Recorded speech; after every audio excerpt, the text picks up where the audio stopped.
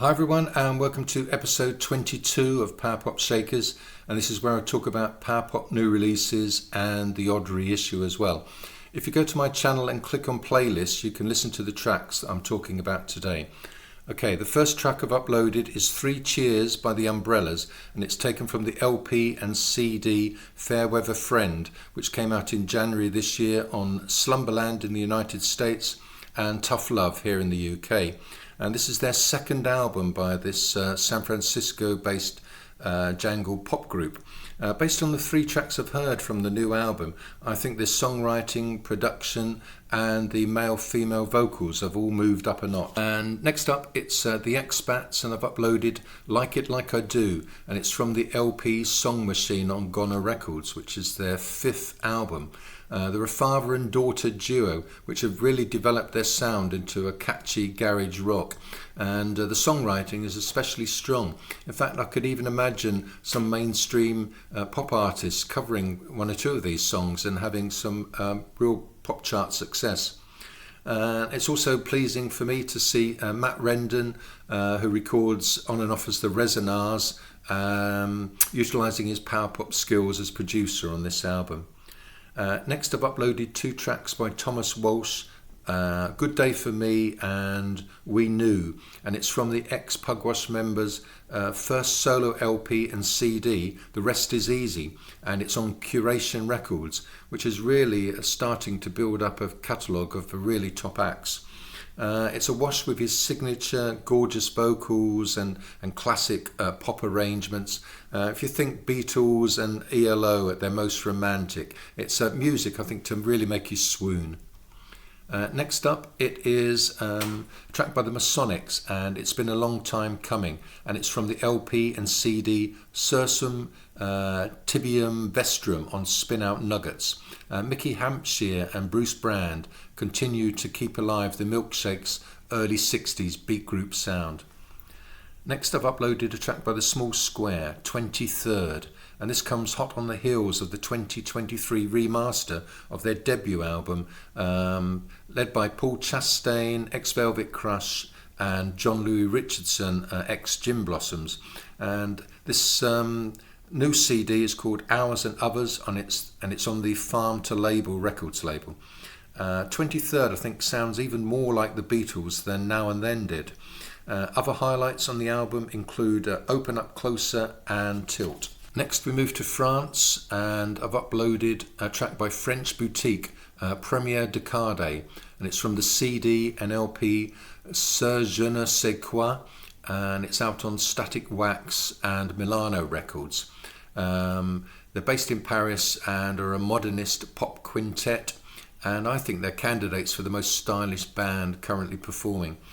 Moving along, we come to Jonesy, and I've uploaded the track If It's Not Rock and Roll, Go to Hell, and it's from the 10-inch EP Doppelgangbangers, which is out on Heavy Medication, which is a Polish record label. The band comes from Canada, and they've got influences from the more rocking end of 70s glam. Next, Mark Valentine, and I've uploaded the track Skeleton Key. His debut solo album was a big favourite here on Power Pop Shakers. Came out a couple of years ago, Future Obscure. And he's got the perfect 1977 UK power pop vocal stylings. If you think of acts like The Boys and Buzzcocks. And he's now come to the attention of Steve Van Zant's Wicked Cool label, and this is available. It's a 7-inch single, and he also looks very cool dressed in rock and roll black and shades. Okay, moving on, a band I'm ashamed to say is new to me. They've been around a while, an indie pop band from the UK called The Shop Window. I've uploaded a track called It's a High, and it's a taster for the double album Day's Dream, which is due out in May this year on vinyl and CD. And they've got a gorgeous jangling guitar pop sound. This is a really catchy tune, the one I've uploaded, and it certainly would have had Alan McGee spluttering superlatives back in the day when he was running Creation Records. They come from Maidstone down in Kent, and if you love 80s and 90s UK indie pop, you should really check them out.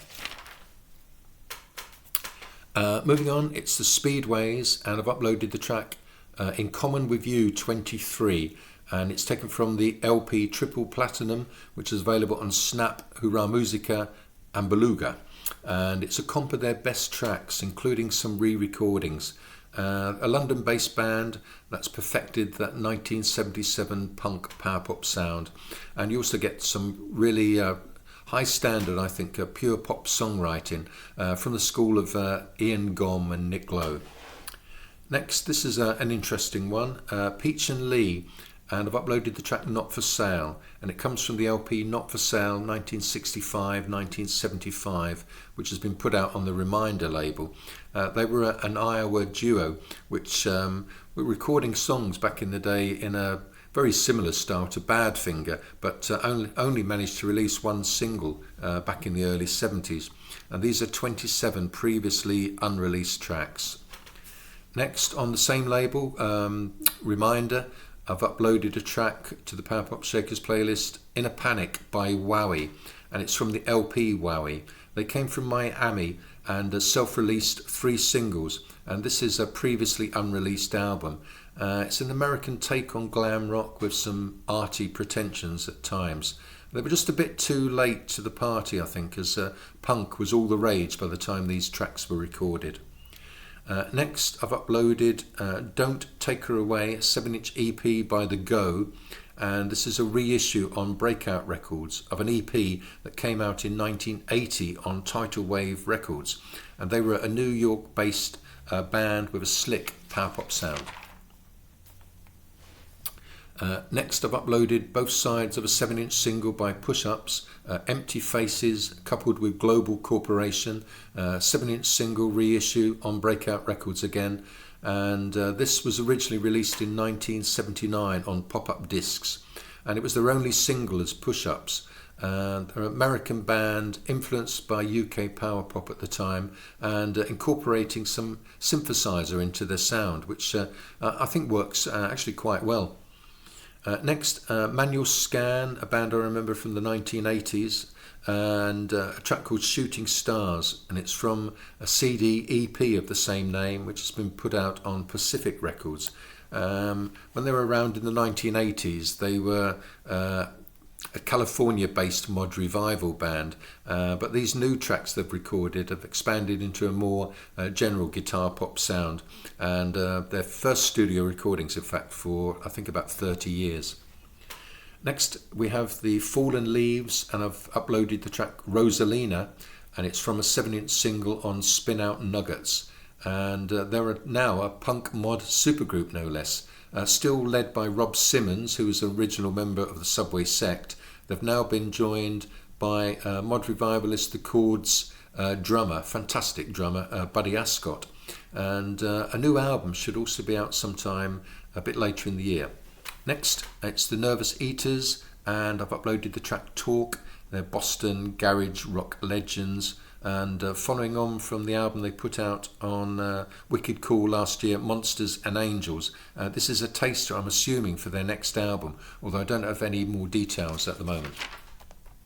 Next up, I've uploaded Jacqueline by the Surfing Lungs to the Power Pop Shakers playlist, and they're a surf revival band from Brighton, and they've actually been going strong now for more than 40 years, and it's taken from their 9th album, Last Wave to Surfsville, which is available on CD on the Redondo label.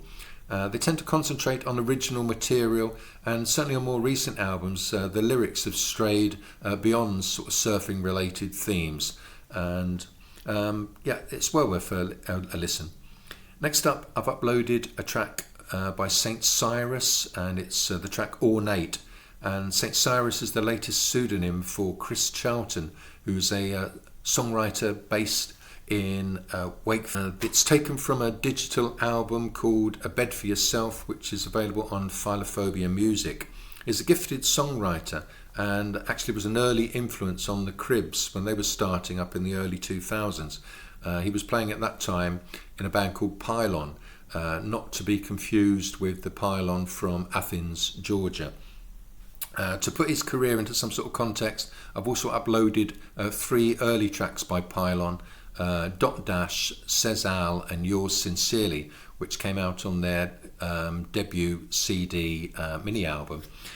Pylon were an emo pop band, and for me they rivaled the Promise Ring, who were another band that I really loved from America at the time. You can actually explore all of their catalogue and download it as digital recordings by going to Bandcamp. Next up, this was a very pleasant surprise, the return of the Flamin Groovies, and I've uploaded 2 tracks by them, Fisher of Rolando and She Said Yeah. Still led by the fantastic guitar player Cyril Jordan, Fisher of Rolando is included on the LP and CD Goo Goo Muck, a tribute to the Cramps, which is out on Cleopatra. And the sound on this track recalls for me their albums Flamingo and Teenage Head from the early 70s. And She Said Yeah is a new re-recording of the Shake Some Action track. And I'm hoping this means that there's a new album on the way, because it's been quite a while, a few years now in fact, since Fantastic Plastic came out. Unfortunately I don't have any details yet about whether there is a new album or not. Okay, moving on, we come to the Bings and Please Please Please, and they were a Los Angeles based power pop band from the early 1980s, and they were led by Dave Krenko, and they played the LA Troubadour, released 1 single at the time in the early 80s on Baby Moon label, which got played I think on K-Rock radio. Then they disappeared. This CD, which this track comes from, Power Pop Planet, The Lost Tapes, gathers together 11 studio tracks which are previously unreleased. And moving on, we come to the Wreckery and Smack Me Down, and it's from the LP and CD Fake Is Forever on Golden Robot Records, and it's 35 years since they've last played together, and I think this is potentially going to be a modern classic here. Hugo Race's menacing vocals and the strident guitar of Ed Clayton Jones are just simply enthralling on this track. Next up, it's Ducks Limited and Hollowed Out, and that comes from the CD and LP Harm's Way, which is due out any time now, hopefully this month, February 24, on Car Park. And this will be the Toronto duo's 2nd album. What you get here is some boisterous jangling guitar pop, but they've taken it to another level with some at times quite unsettling lyrics. And it's also interesting to note how they're starting to move beyond simply trying to emulate their heroes on record. And next we've got Mo Troper and Sitgo Sign, and it comes from a very limited run LP and also a digital album called Troper Sings Brian on Lamo Records, and he performs covers of John Bryan's songs. I've resisted Mo Troper until now, thinking his performances and especially production were too throwaway, but I've finally seen the light and I'm ready to explore more of his back catalogue. Okay, that's it for now, and I will see you again soon, so take care.